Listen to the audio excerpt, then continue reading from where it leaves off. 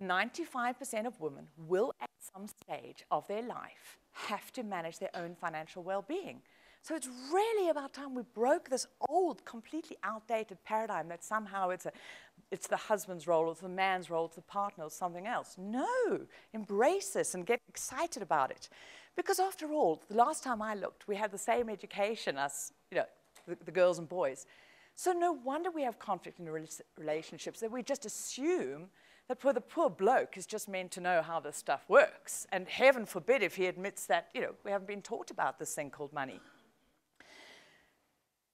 But not knowing that these old recipes no longer work, I set off on that recipe, and really a recipe that I was starting to follow, of which ends up with 97% of people never achieve financial freedom.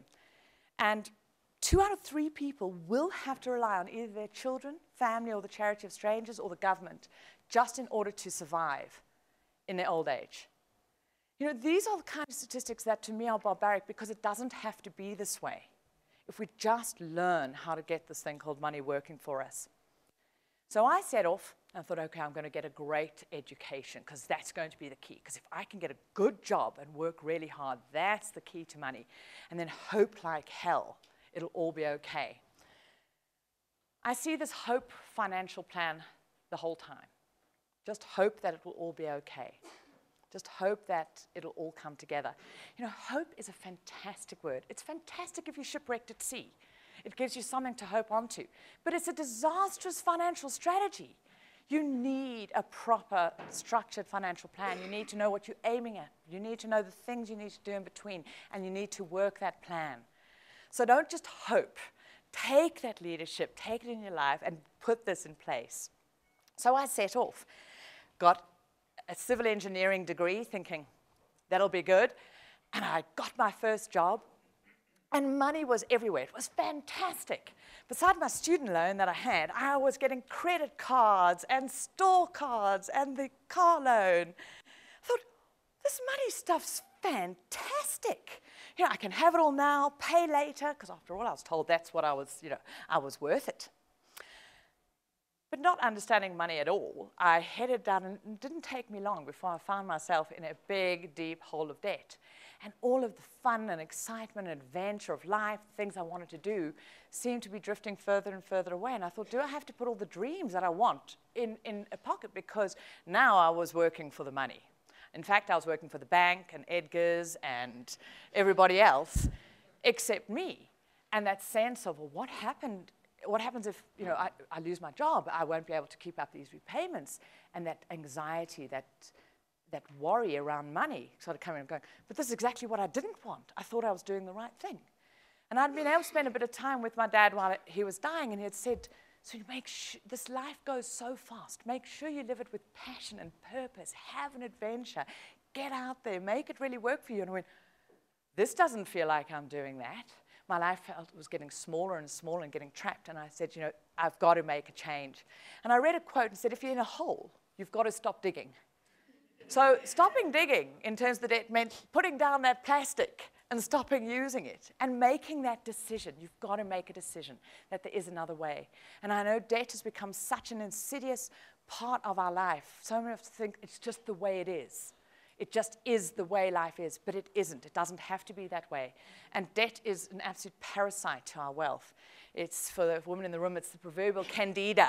It eats away at things. So, I even went and got a bank loan to buy a red whitewater kayak because I thought, that was cool to raft down the Tugela. The crazy stuff. I chose to, not understanding truly what that meant and what that cost was.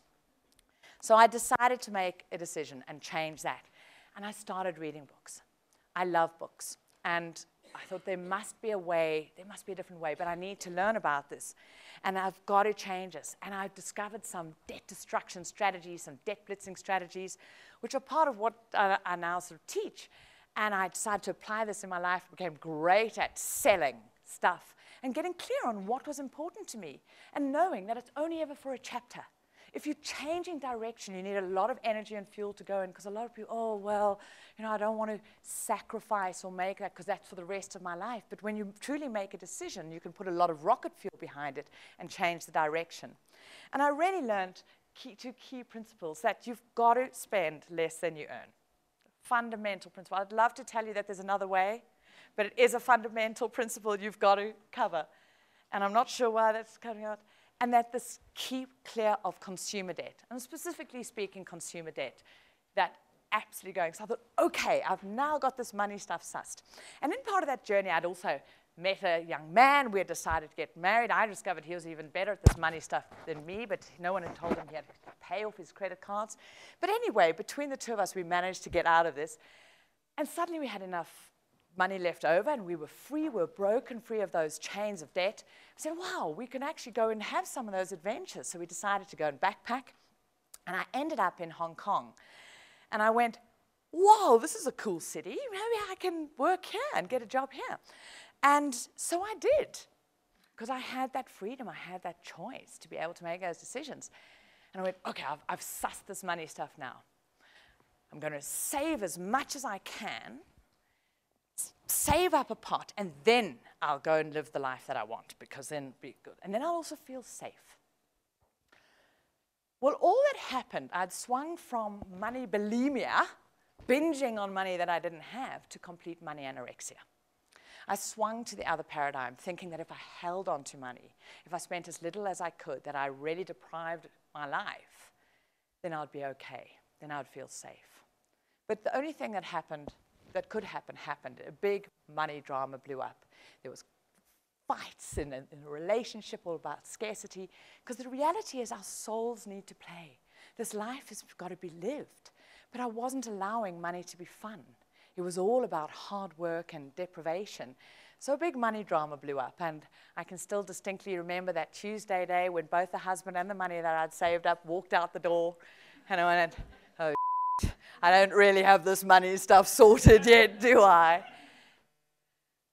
But I decided, you know what, there must be another way. There must be a way that you can have both. You can have the life that you really want and master money and have it growing and feel confident and safe and secure around this thing, that my financial future would be okay. And I really learned that you've got to understand the difference between saving and investing. They're fundamentally different, because all I was doing was saving. It was this hoarding, trying to keep it in. But money wasn't working. Money wants to work. And that you need both saving and investing in your plan. But you've got to understand the difference.